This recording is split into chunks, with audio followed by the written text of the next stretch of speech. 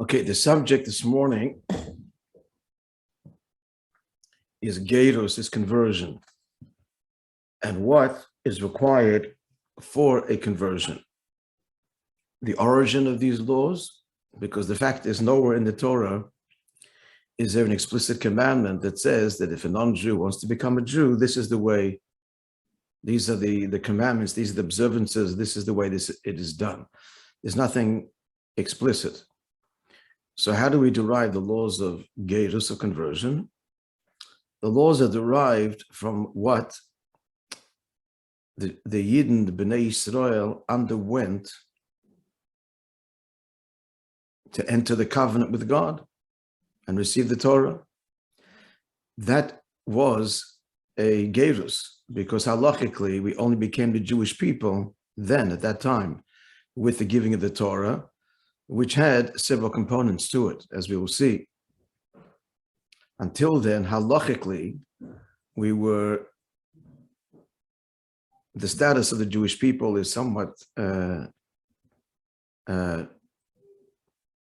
undefined. To say we were not Jewish is not true.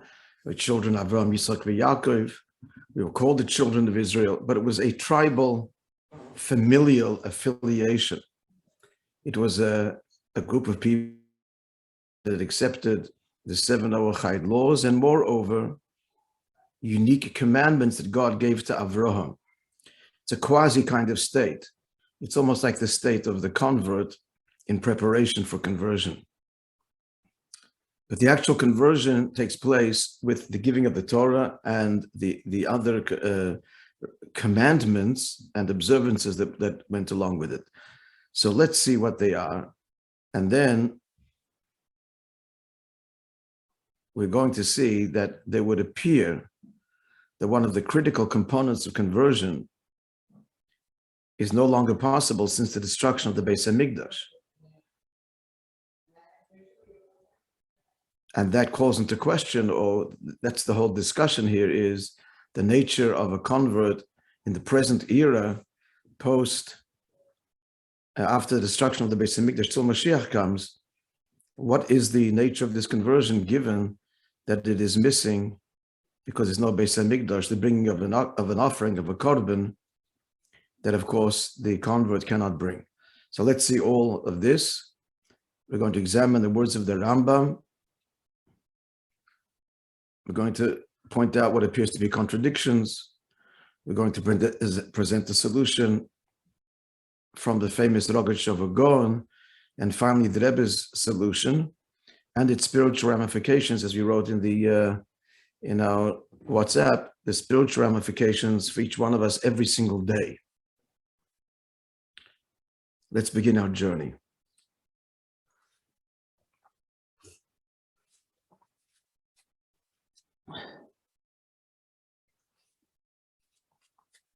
So it's page 188 on your screen. In the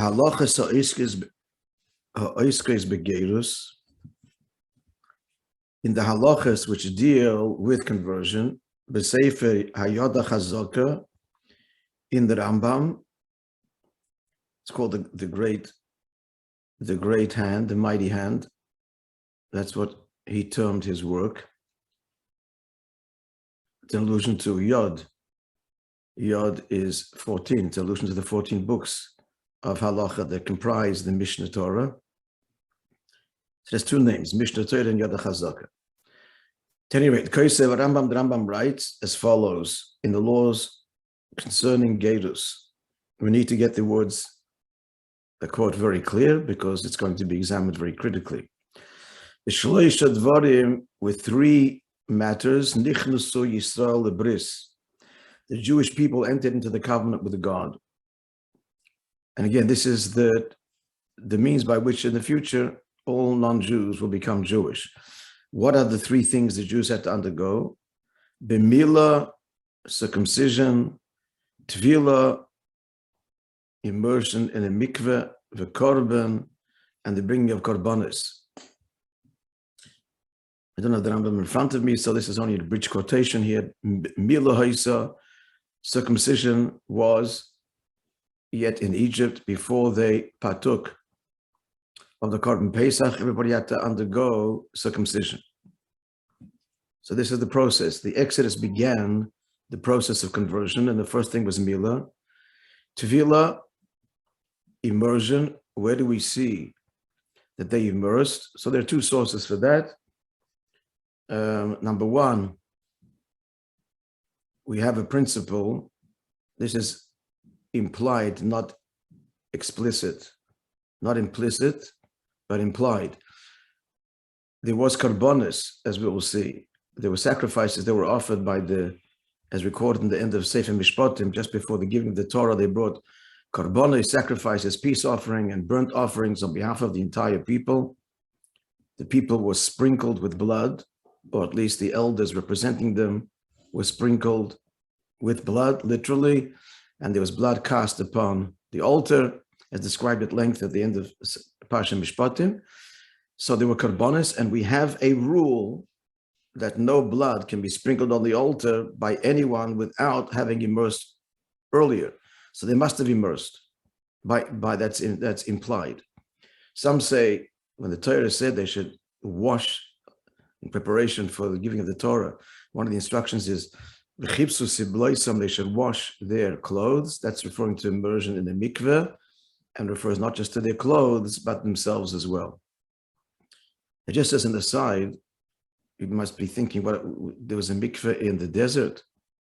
How was there a mikveh in the desert? The answer is there was, and that is Miriam's well that accompanied them throughout their journey in the desert. Now, how did that practically work? Thousands of people are immersing in a mikveh. Actually, it's more than thousands, it's hundreds of thousands, everybody immersed in a mikveh. Actually, it's more than hundreds of thousands. We know how many there were because the Torah says there were 600,000 men between 20 and 60. We have that hardcore census broken down into tribes. So you just double that for the women, extrapolate before 20, extrapolate over 60. Conservative estimates would be 2.3 or 2.5 million, if not more. They all immersed in the mikveh, all immersed in Miriam's well. How do we imagine that? So the answer is the Torah describes much later how the well worked. It was a source of water, but it was each tribe with his staff would draw in the sand a line from the well, which would create a furrow, and around each tribe, and as well as circling around the entire camp. So what you're hearing is it's like rivulets, rivers. I think we even have the dimension of how wide they were. In the laws of Shabbos, at any rate, significant waterways flowing from this well that surrounded the entire camp, all 12 tribes, and also divided each tribe. And so they immersed in these many rivers, but it's all one body of water. It's all flowing from the artesian well, the spring, really, it's a spring, and that was Miriam's well, and that's everybody immersed in the mikveh. And moreover, this was used throughout the 40 years by women every month, as well as the other requirements of a mikveh when the temple stood, or before bringing a korban, etc. Mikveh was a huge part of everyday life when the temple stood.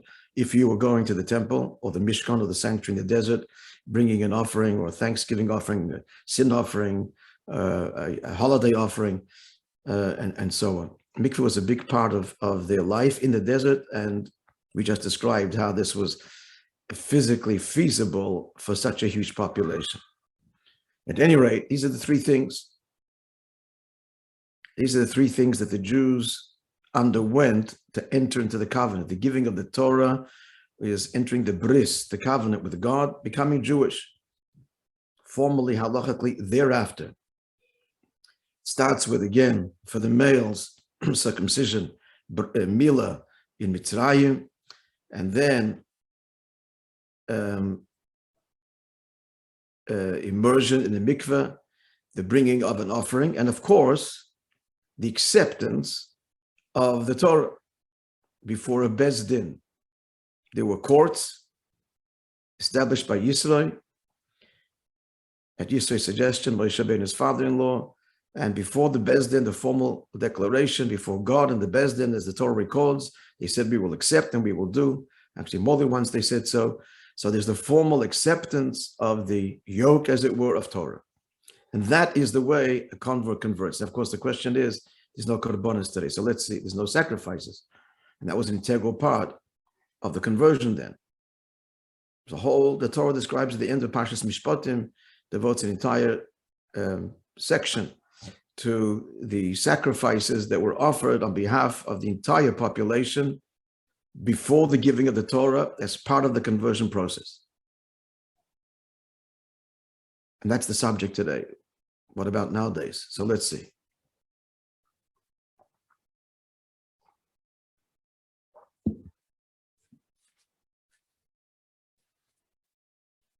Let's continue the quote. So the Rebbe here in the text here, he just, as you can see, 3 dots. He doesn't quote the entire quote, all the scriptural supports. I share them with you now. He does about the korban because we're zeroing in on the korban. I'm going to use the word korban throughout our discussion. Korban means a sacrifice or an offering. Its literal translation means kiruv, to draw near. Drawing near, we're offering. Shenemar, so you have the place there. It's in the first paragraph, right-hand side, middle of the paragraph exactly. Vayishlach es nare b'nei Yisrael, and he, Moses, sent the young. They represented the Jewish people then, interestingly enough. In the bringing of this korban on behalf of the people, it was the youth, not the elders. The blood was sprinkled on the elders on behalf of the people, but the ones that actually brought the offering were the youth. Very powerful message, of course, at the very beginning of our peoplehood, that if the youth are not engaged, it does not begin. The importance of education. So the young, the lads, the youth they were sent, sent as in appointed emissaries, proxies, vayalu oiles, and they brought up burnt offerings, means offerings that are entirely consumed on the altar, which was erected there at the foot of Mount Sinai. They called Yisrael the Krivim, and they brought this on behalf of the entire Jewish people. We're quoting the Rambam. This is quoting the Rambam, the laws of conversion. And also all future generations. When a non-Jew will want to enter into the covenant to become Jewish, Akum stands for even an idolater, Oived, Kechavim, and Mazolos, one who serves stars and constellations. That's the term used, Akum, for an idolater. Certainly not an idolater, but even an idolater, which is to renounce idolatry, and of course that's the first thing. And then enter the covenant, he has to undergo, or she, these observances. Tzarich Mila, the person will need from male a circumcision, or tvila, and immersing in a mikveh, vartzas korban, and bringing of the sacrifice. Shenamar, as the pasuk says, kachem keger. The Torah says, like referring to the Jewish people, the context there is the general observance of Torah. The same law applies to you and any convert who becomes Jewish, will become Jewish just like you did. Ma'atem b'mila tvila v'atzar korban, just like you became Jewish through mila and immersion. We call it tvila, not tefillah, tvila, toivel, immersion. V'atzar korban, and bringing a korban. Afagel the doires, so to in all future generations, a non-Jew like you became Jewish, also in the future, the same thing. The mila or tvila v'atzos korban, the 3 things: mila, immersion, and korban. Afterwards, after the Rambam describes what exactly is this, what kind of sacrifice does the convert bring, he describes it. Then he writes, and writes in law number 4. This was law number 5. We discussed now was law number 4. Now comes law number 5. He writes, nowadays, she'ein shom korban, there's no sacrifice, there's no Beis HaMikdash. Tzorich mila utvila. So what does a convert require nowadays for the last 2,000 years? In the case of a male, mila and tvila and immersion. And of course, to accept Torah before the court. When this Beis Hamikdash shall be built, then he or she will bring their korban. End of quote. From this language of the Rambam, moving the pashtus, reading this on a simple level, it's straightforward. Nowadays, it's enough circumcision and immersion to be an absolute convert, 100% convert. Ella, it's only he or she has an obligation. Even the Beis Hamikdash, when the Beis Hamikdash shall be built, who then will have to bring a sacrifice. That's what we have arrived at right now. Now, we're clear so far. Yeah, I don't see anybody's face, so I cannot see whether you're even there or not. I believe you're there. Yeah, so a little nod. Okay, good. How about a thumbs up for everybody else's? You don't want to show me your face. Show me a. Okay, shouldn't be so demanding.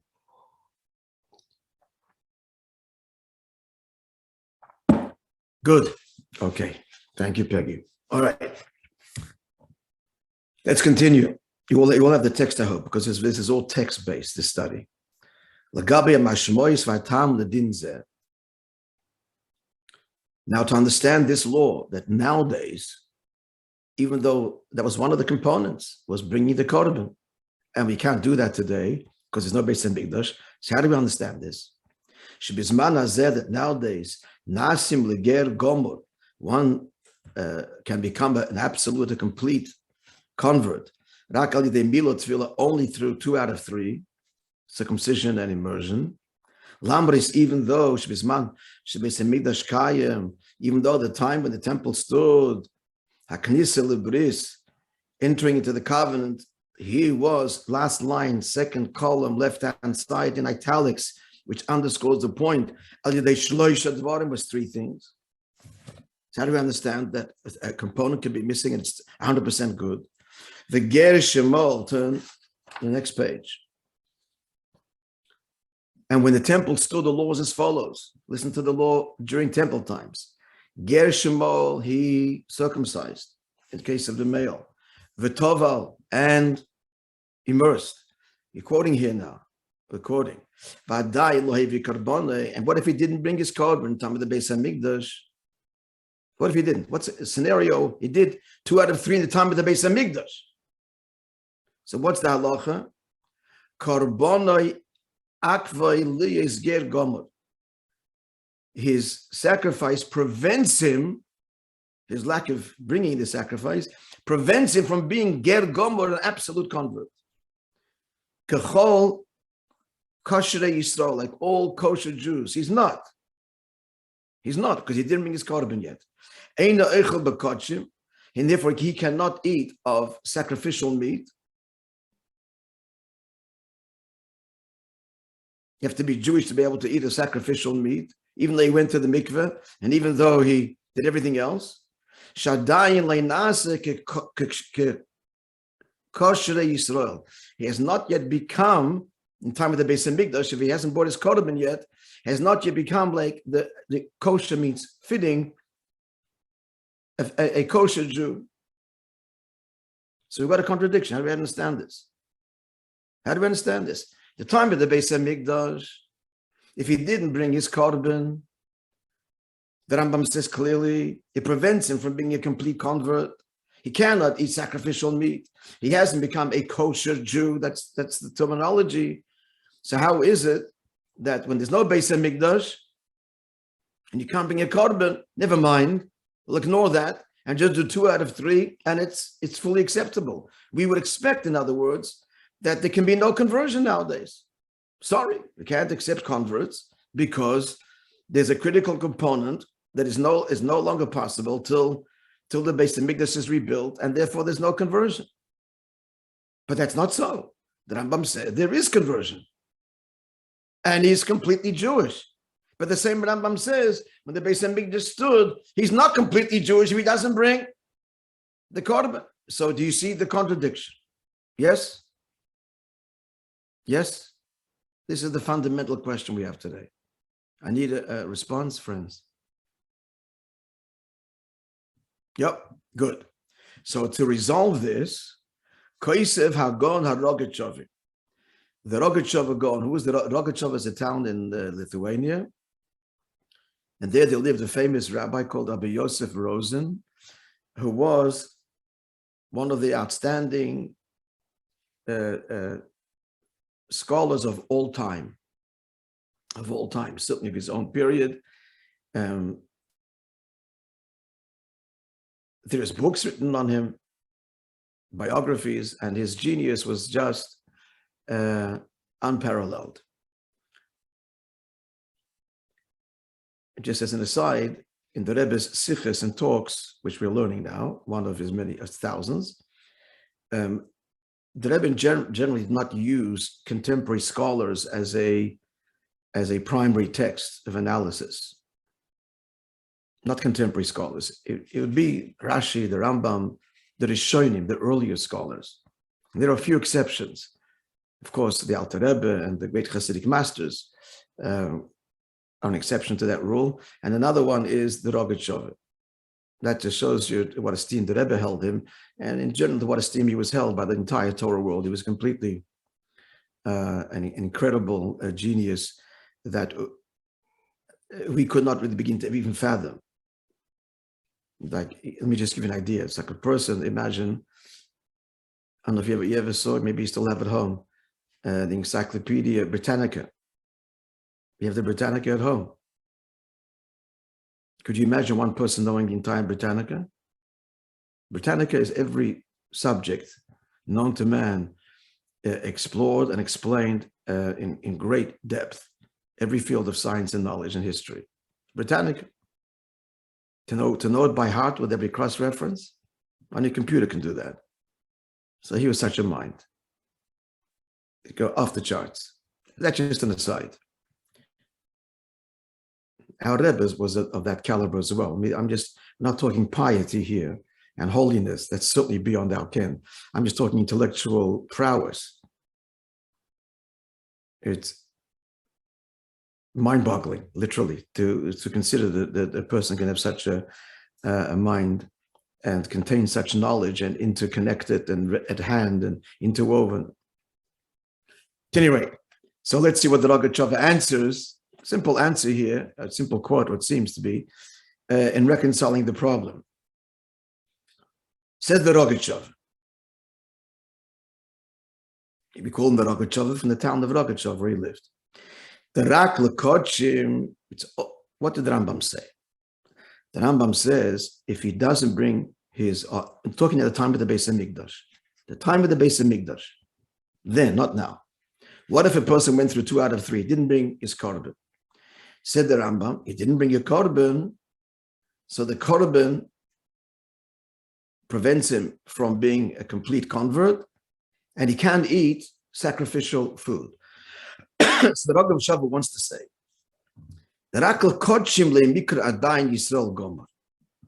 only when it comes to sacrificial food, which is offered on the altar, only in that respect he's not considered a complete Jew. Every other area of Jewish life and observance, he's considered 100% Jew. Therefore, nowadays, where there's no, it's a moot point because there's no korbanos. The fact that he couldn't bring a korban doesn't detract anything at all, because his bringing an offering only prevents him in the future from eating sacrificial food. There is no sacrificial food nowadays. There's no Beis Hamikdash. Therefore, the whole point is moot, that whole dimension, and the 2 out of 3 make him a complete ger. The Rebbe is not satisfied with this answer. Let's see. Yesh lahavim, we see his answer. He wants to say, but it's hard to fit it into the words of the Rambam as we'll revisit the Rambam's words, but he wants to say that the bringing of a korban of the ger is only to allow him to eat future sacrificial food. Now, if there's that whole issue doesn't exist because there's no temple, then we ignore it. You don't need it. And 2 out of 3 is sufficient. That's his answer. That's why contemporary converts are 100% legitimate. However, the Rebbe questions this explanation. Yesh lahav, you have to understand, from the words of the Rogatshova, the second column now, chapter 2, is base. He says, nowadays he's lacking nothing, quote, end quote. Lambris, even though in theory, when it comes to sacrifices, sanctified food, is not considered completely Jewish. Muchach, we would have to conclude, what's he saying? The Rogatshova, that when it comes to being Jewish, look at the italics, with respect to the laws that apply nowadays,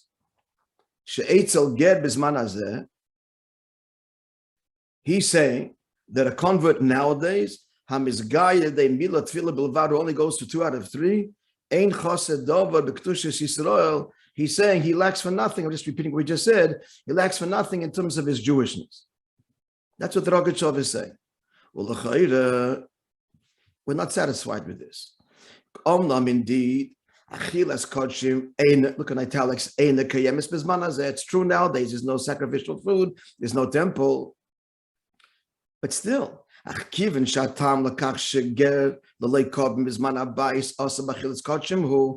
the reason when the temple did stand? What's the reason that a convert, if he didn't bring his convert korban, what's the reason he cannot partake of sacrificial food?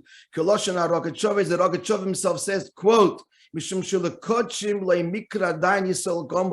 respect to the sacrifice, he's not considered completely Jewish.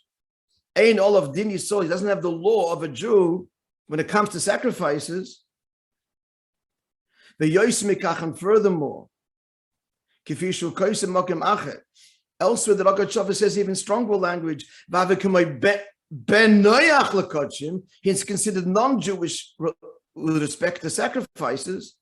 We're left wondering, scratching our head. How do we have both things at the same time? In other words, it's true there's no temple today, so he can't bring the korban. But you're saying, if there would be right now a temple, bang, and he hasn't brought his korban, you're not completely Jewish till you bring your korban. So just because there isn't one, in fact, how does that mean remove all traces of compromise, and only 2 out of 3 creates the complete convert? It's an inherent contradiction. Let's see in the words of the Rebbe. It's strange. How can we say? Look at the way the Rebbe phrases the question. What comes out? That all those who converted from the time of the destruction of the Beis Hamikdash, and amongst them were many great Jews, great leaders of Jewry. They're not considered completely Jewish with respect to certain things, even though there's certain things that cannot be observed, but they still remain in theory.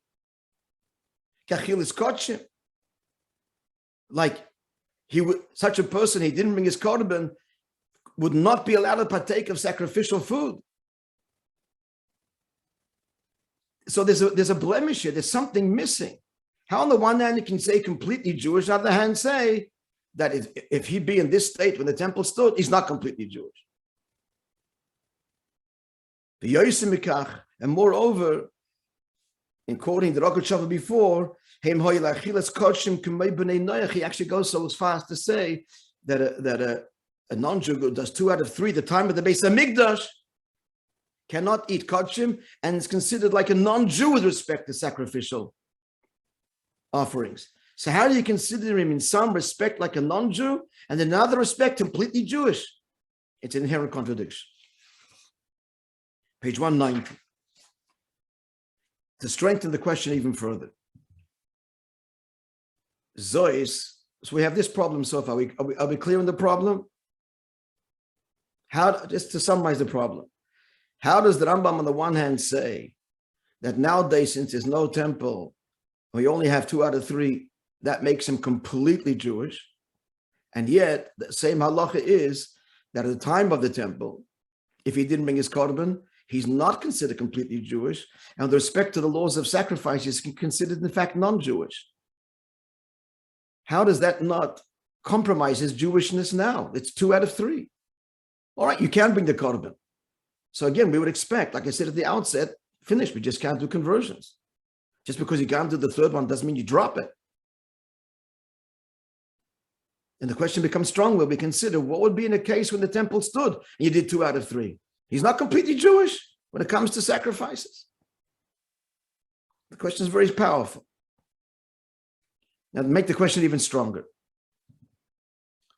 furthermore, interesting, fascinating little piece of history now. You do what Shuvasa Shel Rambam Rabbi Avadia Hager. There's a famous Italian convert called Rabbi Avadia Hager. It used to be, friends, going back centuries, I'm talking many centuries, that converts, a male convert would call themselves Avadia. That was the name they gave themselves. Why?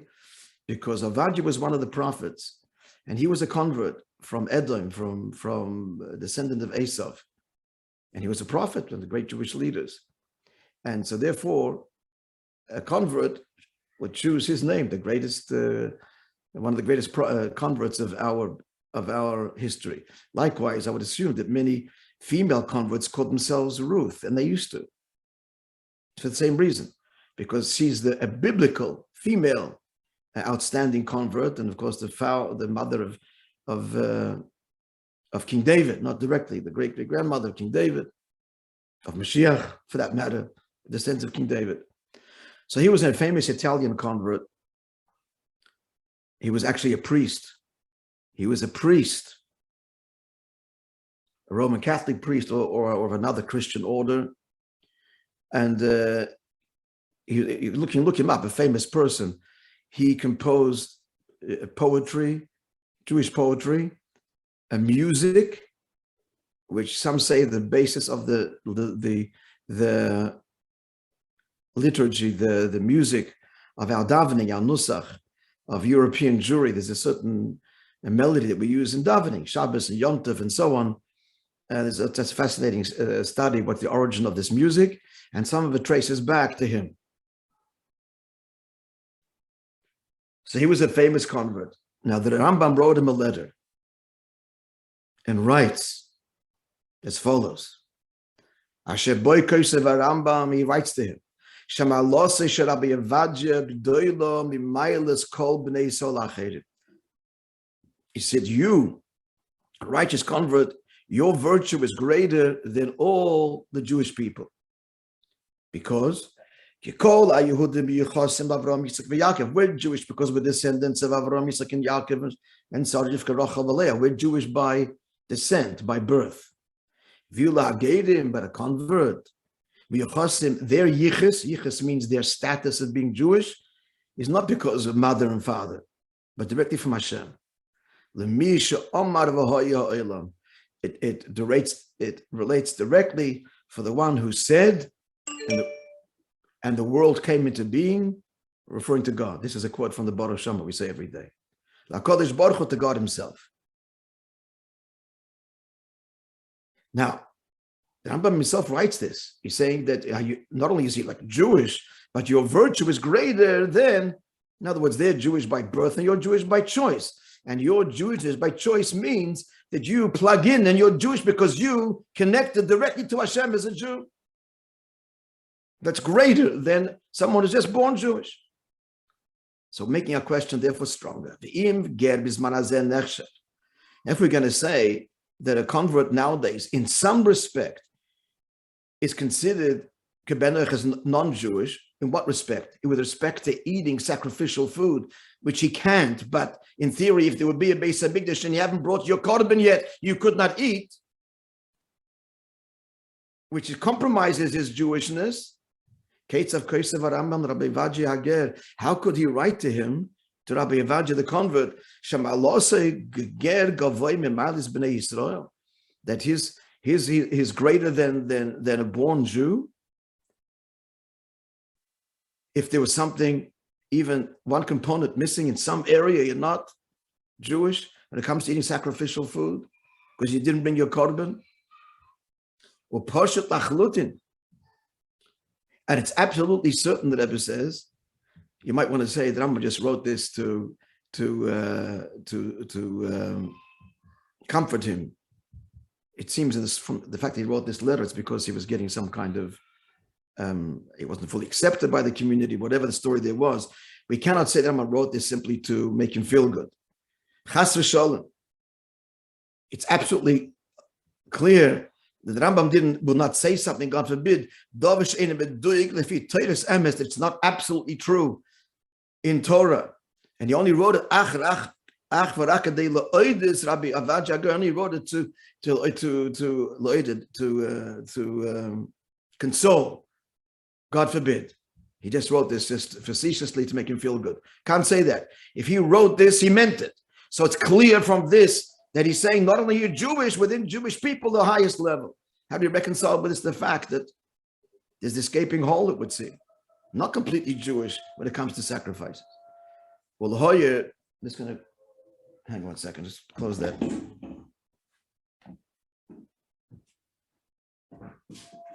Let's do this.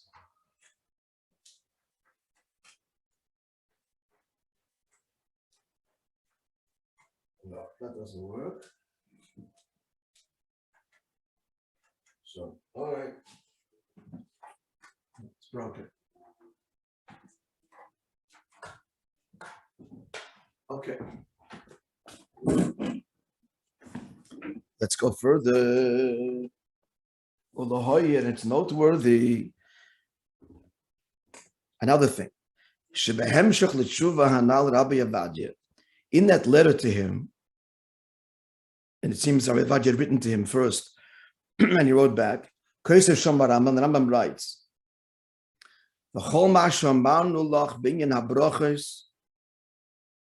he had asked him about certain blessings, certain parts of the prayer.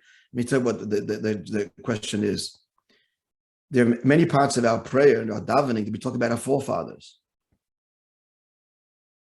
They throughout. Can I say that? Rabbi Avadia, it seems to be what he was asking him. So I retract. It wasn't that he was getting it's not because there was some non-acceptance in the community where he lived. That wasn't the issue. He was asking a halachic question. The halachic question is, can he say that part of the prayer that refers to our forefathers when his fathers were not Jewish? The Rambam says yes. And I'll tell you why. And everything we told you with respect to prayer and blessings, Tishana, don't change them. You say them exactly as everybody else says them. And here's the proof. The Gemara says as follows. Let me just give you the background of the story over here. One of the mitzvahs that to be observed in the temple stood is bringing bikurim, first fruits. The first fruits that ripen, produce of the 7 species the land of Israel is praised with, have to be brought as a thanksgiving to Yerushalayim, to the Beis Mikdash, by every Jewish farmer. And he makes a declaration there. It's a prayer invoking God's name, thanking God for giving us the land that you promised to our forefathers. Can a convert say that? So there's an opinion that says no, because it wasn't promised to his ancestors, it promised to Jewish ancestors. So he does the mitzvah of bringing the fruit, but he can't make the declaration. The halacha is not that way. The halacha is he does make the declaration. Why? Because Avram, which is his forefather,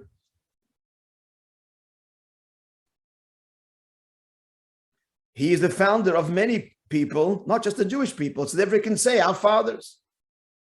Avram, let's see the text. Tani b'shem Rabbi Yehuda. Rabbi Yehuda taught, says the Talmud, Ger atzmai mevi bikurim. The ger brings the first fruits. V'koyr and reads, it's nusach havidoy, the it's called confession, but really it's thanksgiving. My timer, what's the reason you can say this? Where it talks about, thank you, God, for giving us the land that you promised our forefathers. Hashem told Avram, you are the father of many nations. Av l'chol habrius, you are the father of all of humanity. And so therefore, including this convert, so our fourth, and you promised Avram the land. And Avram is the father of all people. Therefore, it's promised to his ancestor as well. So that was strengthening his question. Let's conclude the question. The Rambam rules the Sefer Hayad Chazaka in his code of Jewish law. Hager maybe a convert brings the first fruits and reads this declaration. Shenemar Lavrom, because it says about Avram, God said to him, Av I made you the father of many nations. How do you Av? Kol olam kuloi. He is the father of the whole world. Anybody that enters into the covenant, enters into the covenant of Avram and is a descendant of Avram. In fact, that's what we say when a child enters into the covenant. We invoke Avram, and Avram is the father of all nations. So he's your father as well. Hashem promised the land to him. It's therefore your ancestor. Now, what do we see from this? Why is they bringing this? The question becomes very strong now. What do we see? The Rambam writes this to Rabbi Ager. Harambam Meiv, Rabbi Ager. He's telling him that you don't change any of the praise. You say everything like everything else. What's he bringing you proof from? Something that Jews did when the temple stood. We only bring Bikurim when the temple stood. So what do we see? Here is Rabbi Ager. He became a convert long after the temple is destroyed. And he's bringing you and telling him, you're absolutely Jewish, and you don't, aside from that, you don't even change any of the text. And what's he bringing you proof from?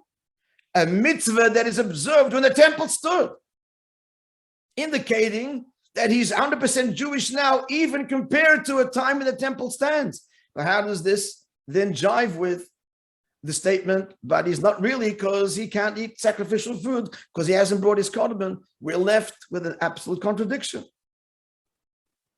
So that's the conclusion of today's class. Conclusion, in summary, is basically in one word: how is it that a convert today is 100% convert when a convert only does 2 out of the 3 things? And if they would do 2 out of the 3 things when the temple stood, they would not be considered 100% Jewish. They would not be able to eat a sacrificial food. The Rosh Hashanah goes so far as to say when they come to sacrificial food, they're considered non-Jewish. So how can they be 100% Jewish now? And the question was understood when we look at the Rambam's correspondence with Rabbi Ager, who is explaining to him that in the context of prayer and bringing you proof that you don't change, and you can talk about your ancestors, which is Avraham, and he brings a proof from what? From a mitzvah observed when the temple stood. Hey, but if he'd been living when the temple stood, he wouldn't be. And yet you're applying that to his conversion now. And again, the basic question is, in one place the Rambam says he or she is completely a convert without the korban, and then when the temple stands, you're not. You can't have it both ways. What does it mean? Like, as we said earlier, we would have thought then, if you need 3 things, and one of those things you can't do, there's no conversion. But there is, and they're 100% converts. And yet when Mashiach comes, they're going to have to bring their korban then, so they are the 100%. So we're confused. How can you say they are the 100% on one hand, and the other hand say not 100%? You can't have, it's a contradiction. So we're going to have a beautiful, beautiful answer in halacha, which I hope next week, God willing, you'll find fascinating. And at the end, we'll have the spiritual message, as I mentioned earlier, that applies to each and every one of us. All right, so today we're left with a question. We're clear with our question? Yep. Okay, friends. So God willing, next week,